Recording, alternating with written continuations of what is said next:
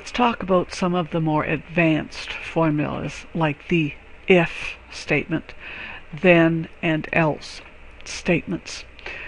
We have to use our formula workshop to do that.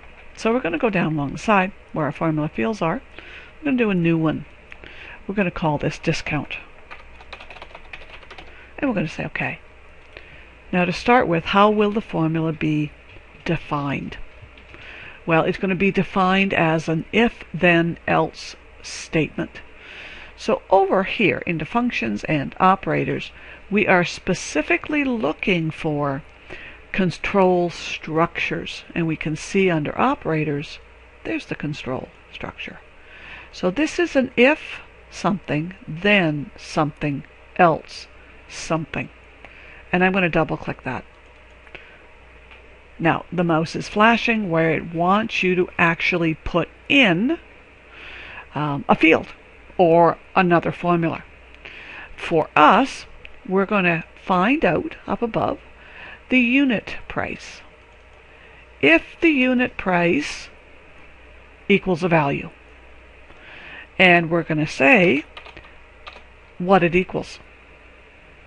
And it can equal or be greater than. We're going to say if it is greater than $10, then what? Then we're going to multiply. Now, multiplication, of course, is a asterisk. So we're going to find our total purchase, and we're going to say it's times 0.01. Now I'm going to wrap that within quotes. So if it is not greater than 10, what's the else? The else is no discount. Now let me just blow this up a little bit and we'll read it. So if the unit price of whatever the product is that they're buying is greater than $10, then total purchase times, it's a 1% discount. Else, no discount. All right, let's verify the syntax.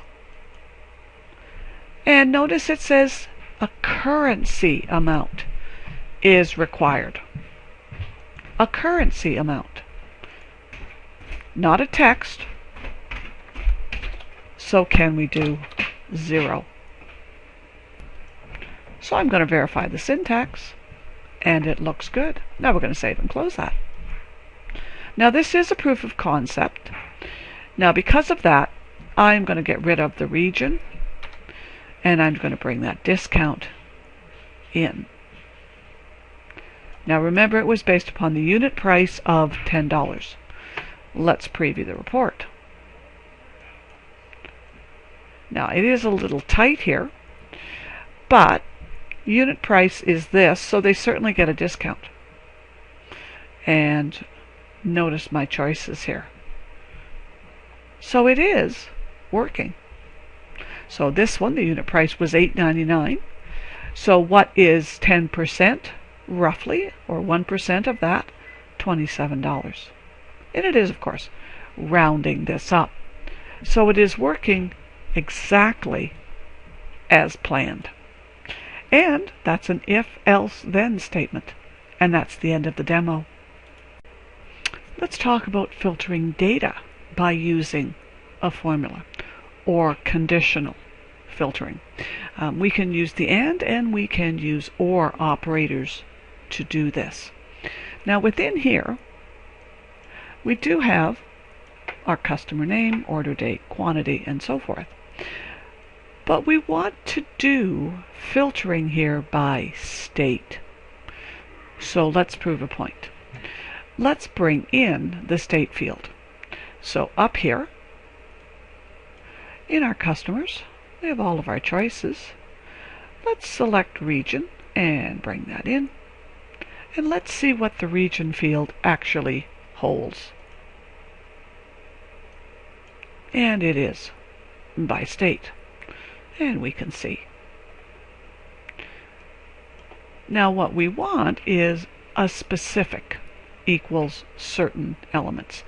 Now let's see if we have Oregon, Illinois, Virginia, and let's go through here, and we do have California.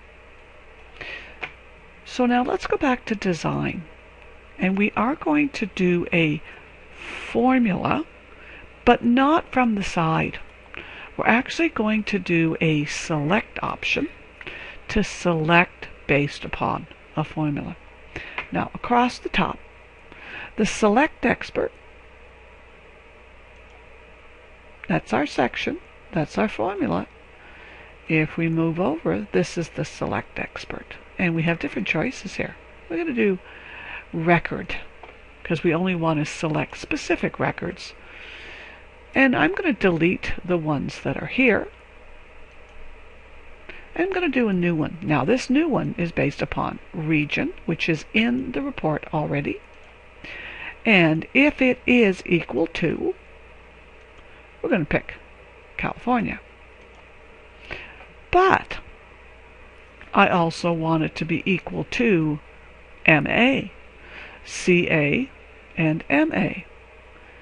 And notice my choices. So I'm going to do a new one based upon the same thing. And notice down below it already has the previous one, but this time under the new one, it says, I can't do that. No, I can't. So what I have to do is I have to actually edit this. And it's easy. In the lower part of the formula field, I can actually type in there. So I'm going to put my mouse right in there. And I'm going to use the OR clause. Customer region. Now, what is my second clause? It's going to equal MA. So the region is either CA or it's MA. And I'm going to say OK. If I've done a mistake, then we'll know. So we are selecting the records based on that. Now let's preview, and we'll refresh the data. And I see CA. Let's go ahead, and I see MA. So it's working. So we can choose this with an OR. But what would I see if I said and? Let's go back to our select expert. We're just going to go in here, and we're going to make a change. Notice that what it did, it said is one of. But I'm going to delete that.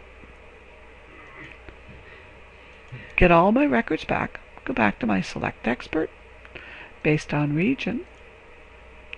And the region is going to equal. I'm going to pick California. Now when I say new, notice what it's going to do. It's going to insert the formula at the bottom.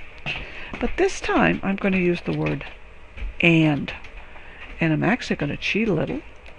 I'm going to copy that, paste it in, and change it to MA. Now can that actually work? Can we have two customers or any customer in two regions? Well, the formula, when we say OK, the formula is fine. But let's see what happens to the data. I don't have any. Don't have any that meet both of those criteria. So let's go back to the select expert, and we're just going to delete this. Let's do another one. And everything's back. This time it's based on region, and it's going to be is equal to CA. But the next one is going to be based upon total purchase. So if the total purchase is greater than, and notice I have all of my choices, I am going to say if it's greater than 500. So it is going to build this with CA, but only if greater than 500. And I'm going to say OK. And I'm going to refresh my data. And I can see I'm only looking at greater than 500. I could base the formula on anything. And that's the end of this little demonstration.